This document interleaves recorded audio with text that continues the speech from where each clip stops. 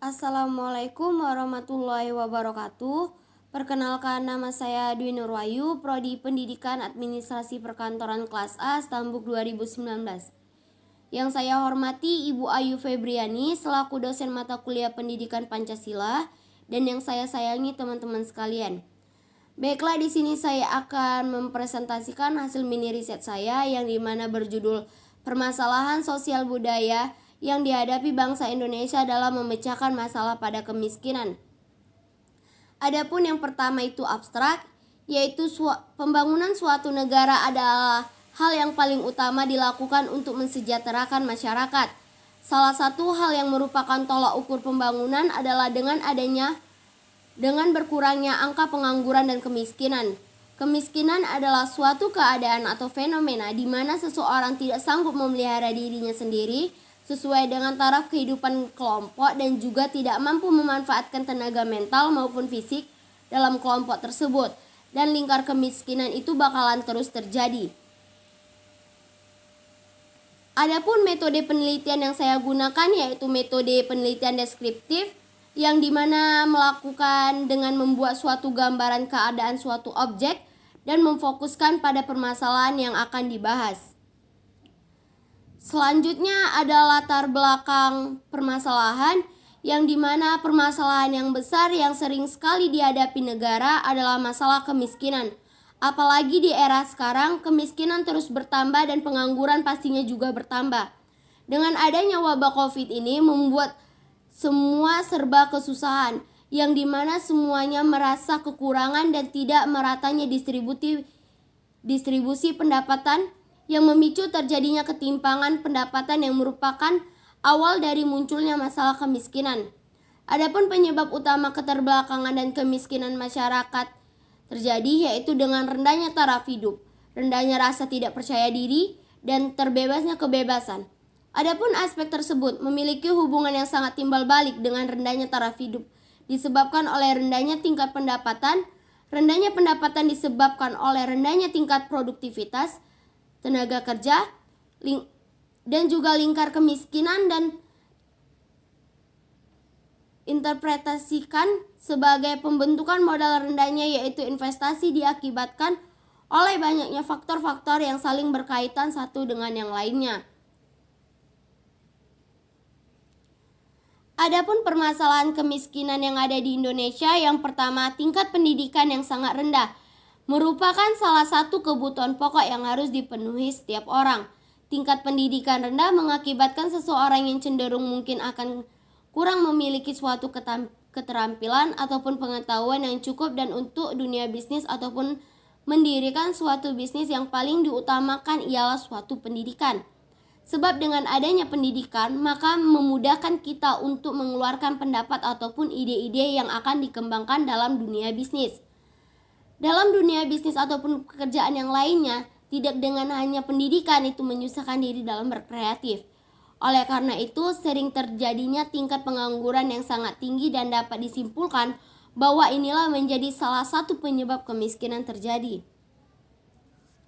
Yang kedua, keterbatasannya lapangan pekerjaan, yang dimana keterbatasan ini masyarakat tidak dapat memenuhi kebutuhannya karena dengan bekerjalah seseorang mendapatkan upah atau uang yang nantinya digunakan untuk memenuhi suatu kebutuhan pokok ataupun kehidupan seseorang. Dengan adanya seseorang yang memiliki pendidikan yang cukup, maka ia akan bisa menciptakan atau membuat suatu lapangan pekerjaan demi mencegah adanya kemiskinan di Indonesia. Tetapi dengan itu kemungkinan akan sangat kecil untuk masyarakat yang mempunyai pendidikan yang tidak cukup dan kemiskinan karena keterbatasannya keterampilan, ide maupun modal. Dengan adanya masalah ini juga kemiskinan Indonesia makin bertambah. Yang ketiga yaitu malas bekerja ataupun berkarya, yang dimana hal ini yang paling sering dilakukan seseorang dan yang paling beranggapan tidak baik dengan ingin tidak maju. Hal ini seperti lainnya membuat seseorang tidak bergairah dan bersikap tidak peduli atau acuh untuk bekerja, dan ini juga menjadi salah satu faktor kemiskinan yang terjadi di Indonesia.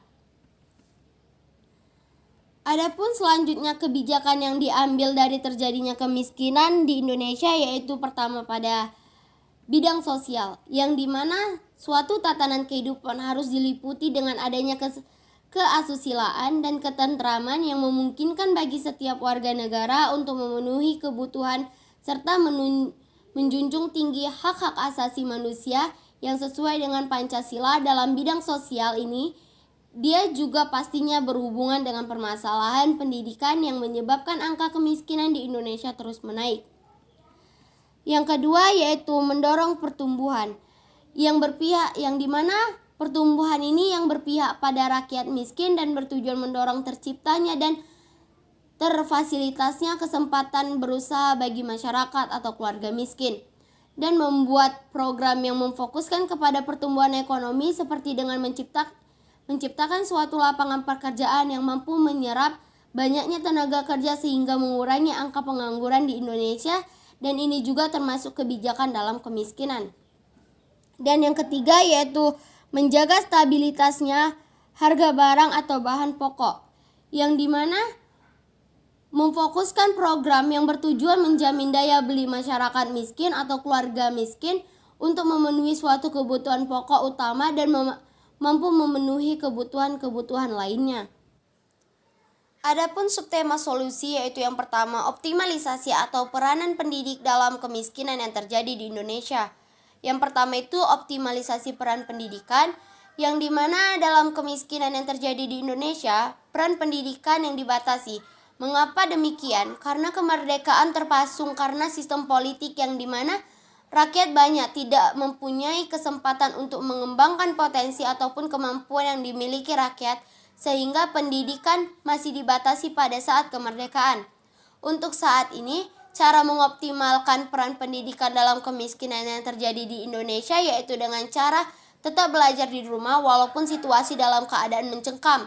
Tetapi banyak juga orang tua yang tidak setuju akan hal itu karena kendala di biaya paket data dan tidak pintarnya seseorang peserta didik dalam menangkap pelajaran dan menjadi malas.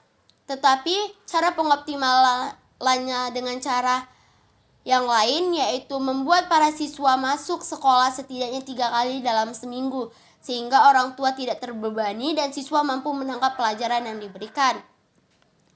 Yang kedua yaitu mengoptimalisasikan upaya pemerintah dalam membuat lapangan pekerjaan, yang dimana lapangan pekerjaan dengan menciptakan percepatan izin investasi ataupun usaha, pembenahan pendidikan di Indonesia, pembangunan infrastruktur, serta dana desa itu merupakan salah satu langkah dalam menciptakan suatu lapangan pekerjaan. Mengapa demikian? Dari beberapa upaya tersebut, tingkat pertumbuhan ekonomi di suatu negara secara kasar mencerminkan tingkat penyerapan tenaga kerja, dan sebagai warga negara Indonesia kita juga harus menyadari bahwa kenaikan upaya tersebut belum dapat mengimbangi besarnya angka pengangguran karena pengangguran di negara Indonesia sangat banyak tentunya. Upaya dalam membangun infrastruktur harus secepatnya digunakan, tetapi dalam jangka waktu yang pendek, dan upaya ini menjadi lokomotif tercapainya kesempatan kerja. Selanjutnya ada optimalisasi atau upaya pemerintah dalam meningkatkan malasnya bekerja ataupun berkarya, yang dimana upaya pemerintah dalam hal ini yaitu mengajak masyarakat dalam menciptakan suatu karya dari barang yang tidak digunakan lagi, dan dari karya tersebut maka masyarakat bisa menjual dan membuahkan hasil. Itu salah satu cara pemerintah dengan memberitahu masyarakatnya. Tidak harus pemerintah yang memberitahu itu semua, ada di kesadaran diri sendiri. Jika sudah malas bekerja maka harus berkarya, dan itu salah satu cara untuk menghasilkan dan menstabilkan keuangan. Adapun pengelolaan lingkungan hidup berdasarkan kemiskinan yang ada di Indonesia.